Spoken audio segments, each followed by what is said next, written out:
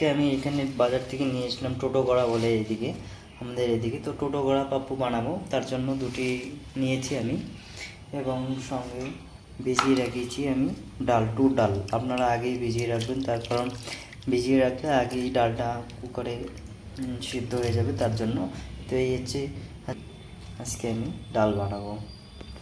টোটোগড়া শাকগুলোকে প্রথমেই ওয়াশ করে নেব এবং কাটিং করে নেবেন এবং তারপরে ডালে অ্যাড করে দেবেন। তো এখন আমি কাটিং হয়ে গেছে, খুব বড় করে রেখে দেবো। আমি এখন কুকারে ডালগুলোকে দিয়ে দেবো, যেগুলো ভিজিয়ে রেখেছিলাম, এবং তার সঙ্গে যেগুলো সবজি শাক কেটে রেখেছিলাম টোটোগড়া, এগুলোকে দিয়ে দেবো। গ্রিন চিলি দিয়ে দেবো, সঙ্গে একটু অনিয়ন কেটে দেবো, 2 থেকে 3টি কারি লিভস দেবো ফ্লেভারের জন্য। 1 বোল জল দিয়ে দেবো,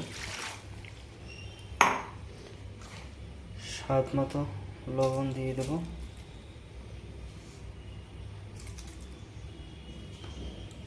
এবং হলুদ দেবো 1 স্পুন। এখন আমি ঢেকে দেবো, মিনিমাম 4টি সিটি দেবো।